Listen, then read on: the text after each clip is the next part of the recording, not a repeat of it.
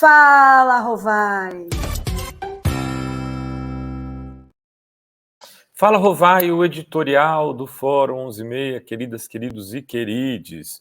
Lula falou para os jornalistas hoje num café que tem acontecido com menos periodicidade até do que o presidente gostaria, segundo ele, né? Pelo menos ali ele disse, olha, eu gostaria de fazer isso a cada 30, 45 dias, está demorando 6 meses para acontecer um café desse.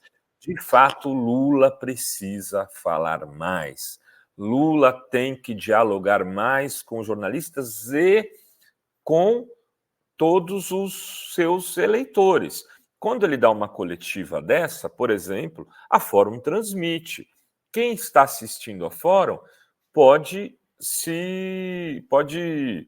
contestar, elogiar, comentar, participar, de alguma forma dialoga com o presidente. E por que é fundamental que Lula faça isso? Porque 2026 está aí, Calabreso. Mas vai estar longe, tem 2024, é óbvio. As coisas estão acontecendo, já estamos quase chegando em 1 ano e meio de governo. 1 ano e meio de governo é 1/3 de governo, né? A gente está com 33% de governo rolado. São 12 mais 4, 16 meses, de um total de 48. 16, 32, 48, exatamente 1/3. Exatamente 1/3 de mandato.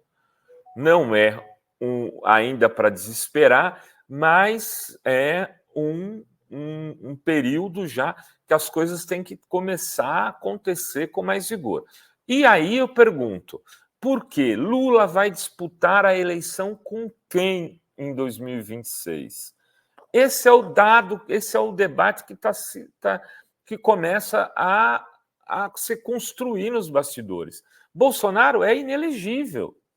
E na pesquisa do monitor do pessoal da USP Leste, lá feita no Rio de Janeiro, na manifestação flopada de 32 mil pessoas, o 60%, um pouco mais do que isso, daqueles que estavam presentes ao ato, escolheram Tarcísio para ser o adversário de Lula em 2026. Tarcísio seria, então, o candidato do bolsonarismo. Será que Tarcísio vai largar uma reeleição ao governo do Estado, onde ele sairá com muitas chances, afinal de contas, por incrível que pareça, o seu governo tem uma boa avaliação em São Paulo, mesmo privatizando a Sabesp, mesmo com o problema da Enel, mesmo com a matança realizada pela fascistização da polícia, em especial na Baixada Santista, mas no estado inteiro, tal da Operação Escudo, mesmo assim, Tarcísio tem hoje índices de aprovação razoáveis. Tarcísio é de São Paulo, carioca que ganhou a eleição em São Paulo. Os candidatos de São Paulo que foram contra Lula não deram muito certo. Perdeu, inclusive, do Sudeste, para ser mais fácil, para ser mais claro. Perderam Serra, Aécio e Alckmin. Serra e Alckmin para Lula e Serra e Aécio para Dilma. Convenhamos, né? Aécio, mesmo sendo de Minas, foi derrotado. Lula, gigante do jeito que está, tendo ganhado de Bolsonaro na oposição numa reeleição, perderia para Tarcísio? Será que o Tarcísio se acha assim tão acima do bem e do mal para arriscar isso? Não, mas tem um nome, né? Um nome que está colocado já e se colocando que vai deixar o governo do Estado. Tem 2. Tem o Zema, que sai. Tem 3. Zema, que sai de Minas depois de reeleito. Ratinho Júnior, que sai do Paraná depois de reeleito. E o governador de Goiás, né, que sai do governo também muito bem avaliado. O Ronaldo Caiado. O Ronaldo Caiado é o cara do agro, é o cara do centro-oeste, é o cara da direita clássica que disputou com o Lula lá em 1989 por um partido que eu nem lembro o nome, mas representando a UDR. Representava a extrema-direita da época naquela eleição, já em 89. E um nome que também começa a circular com especulações é o do presidente do Banco Central, que Roberto Campos Neto, que poderia ser escolhido pela mídia como uma alternativa, como governador também, Eduardo Leite, do Rio Grande do Sul, que não pode ser esquecido. Temos aí um pupurri de nomes, nenhum deles ainda centralizando um certo poder, uma certa força, além de Tarcísio, que seria o mais forte, porque viria com o bolsonarismo. Mas será que as pessoas vão querer alguém tão identificado com o bolsonarismo, depois da tragédia que foi o governo Bolsonaro? Vejam, não foi uma tragédia só porque Bolsonaro perdeu a eleição, mas porque era um governo muito mal avaliado.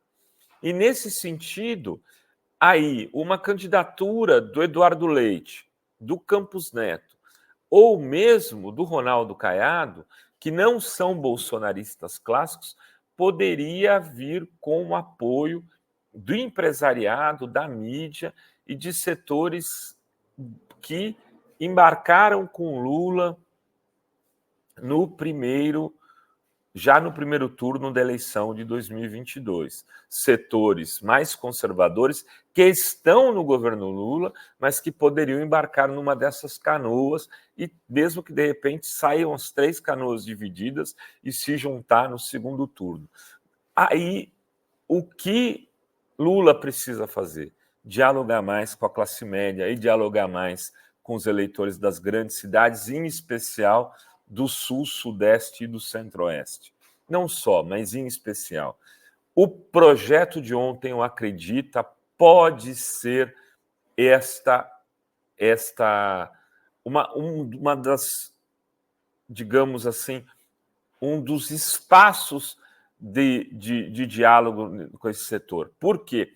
Porque atinge, por um lado, o empreendedor que teve problemas na pandemia, teve problemas nesse período dos últimos anos, que se endividou e que precisa ter renegociado a sua dívida. Se ele conseguir sair do atoleiro, ele se torna um eleitor mais provável de Lula do que de uma alternativa que a levou para o calabouço. Não quer dizer que esses caras mais ideologizados, mesmo tendo perdido tudo com Bolsonaro, recuperado tudo com Lula, não continuem votando em Bolsonaro.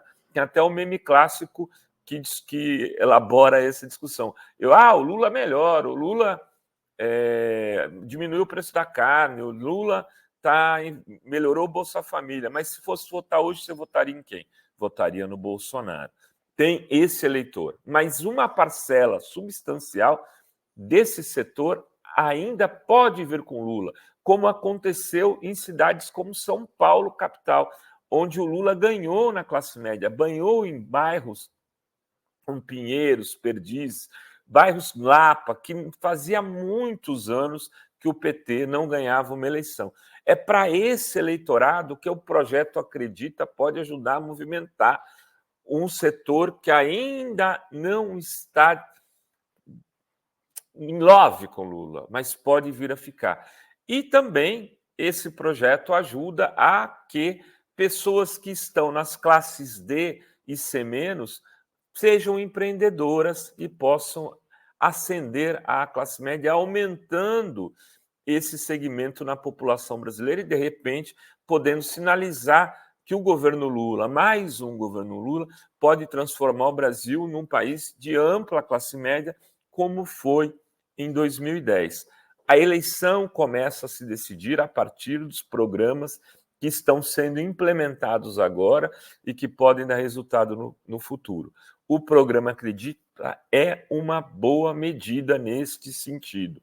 E acho que já faz parte de um novo pacote que a comunicação, dirigida pelo Paulo Pimenta, está lançando, que é o Bote Fé no Brasil, que vem aí com a chancela dos publicitários baianos que fizeram a campanha de Lula em 2022. Tomara que isso sinalize para um novo momento do governo, para um segundo termo, já que estamos encerrando o primeiro terço, para um segundo terço onde os diálogos e as construções simbólicas sejam mais efetivos, não só com o eleitor tradicional do lulismo, mas com aquele eleitor que ajudou a elegê-lo Lula em 2022 por pouquíssimo diferença de votos. Era isso que tínhamos para hoje no Fala Rovai. Beijos, beijos e beijos a todas, todos e todos.